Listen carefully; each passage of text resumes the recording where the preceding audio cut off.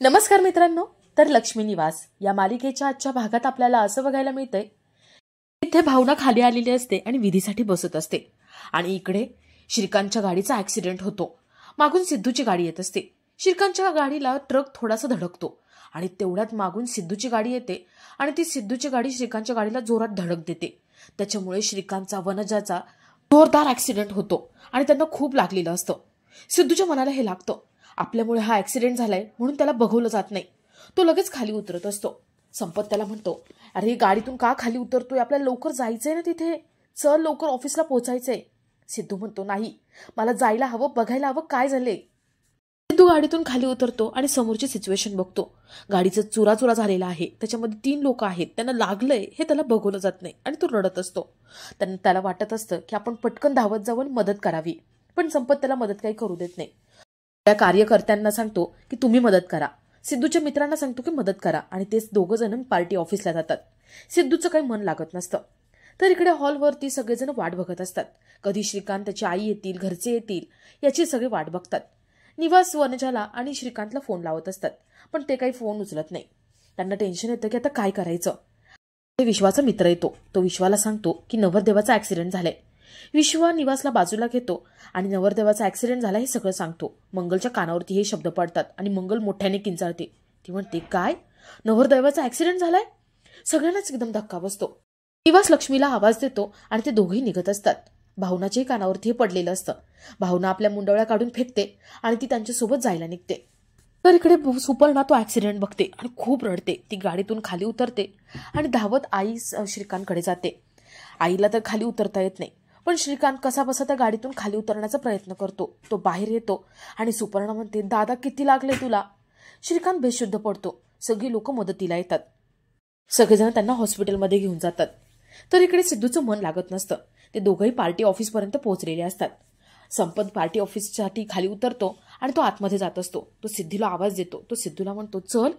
सिद्धू म्हणतो, नाही, माझं मन लागत नाहीये, मी जाऊन बघून येतो ते बरे आहेत का, त्यांना माझ्या मदतीची गरज हवी असेल.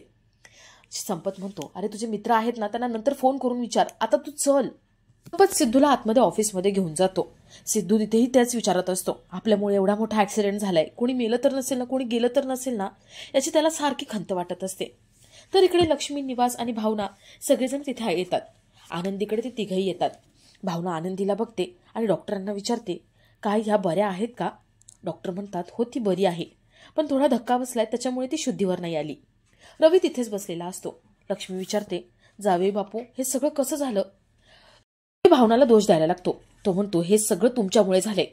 तुमच्या मुलीच्या पत्रिकेत दोष होता हे तुम्हाला माहिती होतं ना, आणि तरी पण तुम्ही हे सगळं केलं ना. आता काय झाले बघताय ना तुम्ही. आमचा श्रीकांत दादा, आमच्या आई, त्यांच्यावरती हे संकट आले हे फक्त तुमच्यामुळे.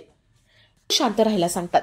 आणि त्यावेळेला पुन्हा एकदा रवीला आठवतं की ऍक्सिडेंट झाला आणि तो गाडीतून खाली उतरला. त्यावेळेस ट्रकवाल्याने त्याला थम्सअप दाखवला होता आणि रवी खूप खुश झाला होता. हे सगळं रवीने घडवून आणलं होतं. प्रॉपर्टी, संपत्ती सगळं मिळवण्यासाठी रवीने हे मुद्दाम केलं होतं. रवी खूप खुश होतो आणि त्या सगळ्यांकडे बघत असतो. तर लक्ष्मी, निवास, भावना वनजाला बघायला धावत जातात. रवी त्यांच्या मागे मागे धावत जातो. तर इकडे वनजाला ऑक्सिजन मास्क लावलेला असतो आणि सुपर्णा तिच्या शेजारी बसलेली असते. ती रडत असते. भावना तिथे येते आणि वनजाला आवाज देते.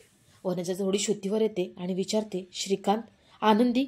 भावना म्हणते, त्या बऱ्या आहेत, आता तुम्ही बऱ्या होणार आहात, काही काळजी करू नका. वनजा म्हणते, आनंदी, तुझी मुलगी? भावना म्हणते, हो, त्या माझ्याच मुलगी आहेत, काही काळजी करू नका, मी आहे ना. वनजा म्हणते, तू सांभाळशील ना, मला वचन दे, तू सांभाळशील ना. भावना तिला वचन देते, मी आनंदीला सांभाळेन, तिला कधीच अंतर देणार नाही, सगळं सांगते. वनजा विचारते, श्रीकांत? असं ती म्हणते आणि तेवढ्यात ती जीव सोडते. मला एकदम धक्का बसतो आणि ती मोठमोठ्याने रडायला लागते. डॉक्टर येतात आणि ते चेक करतात. वनजा गेली हे ती डिक्लेअर करतात. थोडा वेळ रडारड होते आणि लक्ष्मी, निवास, भावना हे सगळेजण श्रीकांतला बघायला जातात. ते बाहेर थांबलेले असतात. डॉक्टर आतमध्ये श्रीकांतला बरं करण्यासाठी, त्याला जिवंत करण्यासाठी खूप प्रयत्न करतात. डॉक्टर श्रीकांतचा हार्ट पंप करत असतात, पण श्रीकांत गेलेला असतो. डॉक्टर बाहेर येतात आणि सांगतात की नाही, आम्ही त्यांना वाचवू शकलो नाही. सुपर्णा खूप रागाने भावनाकडे बघत असते. सुपर्णा, रवी त्या दोघांना दोष देत असतात. तर इकडे सिद्धू पार्टी ऑफिसला पोहोचलेला असतो. त्याचे वडील सगळ्यांशी वाद घालत असतात आणि सिद्धूला पुढे करण्याचं बोलत असतात. सिद्धूचं लक्षच लागत नाही. त्याला सारखं वाटत असतं की आपण आत्ता जावं. सिद्धूचे वडील त्याला म्हणतात, अरे मित्रांना फोन करून विचारतो मी. तो मित्रांना फोन करून विचारतो की सगळं ठीक आहे ना. मित्र म्हणतात, नाही, त्यातलं एक जण कोणीतरी गेले आणि दुसऱ्याची पण कंडिशन खूप खराब आहे. संपत म्हणतो, मग आता मी आता सांगतोय ना तेवढं ऐक, तुला काहीही सांगायचं नाही. त्यांनी विचारलं तर सांगायचं त्यांना डिस्चार्ज दिला आणि ते लोक गेले, किरकोळ लागलं होतं. तो माणूस ठीक आहे म्हणतो आणि फोन ठेवून देतो. सिद्धूचे वडील पुन्हा पार्टी ऑफिसमधल्या लोकांशी भांडत असतात आणि वाद घालत असतात. सिद्धूचं मन लागत नाही आणि तो तिथून तडक हॉस्पिटलसाठी निघतो. सिद्धू हॉस्पिटलमध्ये येतो आणि ऍक्सिडेंट झालाय त्या लोकांची चौकशी करायला पुढे होतो. तेवढ्यात तिथे डॉक्टर येतात. डॉक्टर सिस्टरला विचारतात, ए नेगेटिव्ह ब्लड ग्रुप आहे का कोणाचं, बघा मिळतंय का, त्या मुलीला रक्ताची गरज आहे. सिद्धू लगेच मदत करायला निघून जातो. तर इकडे श्रीकांतची डेड बॉडी घेऊन येतात. सगळेजण ते बघतात आणि खूप रडत असतात. तर इकडे थोड्या वेळाने सिद्धूचं रक्त देऊन होतं. सिस्टर त्याला सांगतात की आता तुम्ही 15 मिनिटं आराम करा. सिद्धू सिस्टर निघून जातात तसे बाहेर येतो आणि तो चौकशी करतो की इथे सगळं ठीक तर आहे ना, त्या ऍक्सिडेंट झालेले लोक कुठे आहेत तो बघायला जातो. आणि तेवढं तिथे एक डॉक्टर येतात. ते सांगतात, ते ऍक्सिडेंट झालेली केस ना, अहो ते घरी गेले, ते पूर्ण बरे झाले, ते किरकोळ जखमा झाल्या होत्या आणि काही नाही, ते म्हणाले आम्ही आमच्या गावाला उपचार घेऊ. ते निघून गेले. तुमच्या जीवात जीव येतो. तो देवाचे आभार मानतो आणि तिथून निघत असतो. तर इकडे सगळेजण आनंदीकडे येतात. आनंदीला नेमकंच रक्त चढून झालेलं असतं. आनंदी शुद्धीवर येते आणि भावनाला विचारते, भावनाई, भावनाई, माझे बाबा कुठे आहेत, ते कुठे गेलेत. कोणी काहीच सांगू शकत नाही. रवी म्हणतो, तुझे बाबा गेले, बाबा आणि आजी गेले देवाघरी, ते आता कधीच येणार नाही. आनंदी सारखी बाबा बाबा करत असते. भावना तिला समजवते, शांत राहायला सांगते. सुपर्णा रवीला म्हणते, रवी डिस्चार्ज घे, आपल्याला जायचंय घरी, आता या लोकांशी संबंध नको. तर इकडे हॉलमध्ये सगळे पाहुणे भावनाला नावं ठेवत असतात, सगळ्यांना नावं ठेवत असतात. संतोष खूप चिडतो आणि तो सगळ्यांना हकलवून लावणार असतो, पण रवी त्याला शांत राहायला सांगतो. सगळे पाहुणे निघून जातात. आजींना आणि बाकी सगळ्यांना खूप मोठा धक्का बसलेला असतो. तिथे उपस्थित असलेले सगळेजण, म्हणजे ज्यांचे पेमेंट द्यायचे बाकी आहेत ते सगळेजण पेमेंट मागायला लागतात. संतोष, हरीश हे विचार करतात की आता काय करायचं. तेवढ्यात निवासचा फोन येतो. निवास म्हणतो, सगळ्यांना आपापले पेमेंट देऊन टाका आणि तुम्ही लगेच हॉस्पिटलमध्ये या.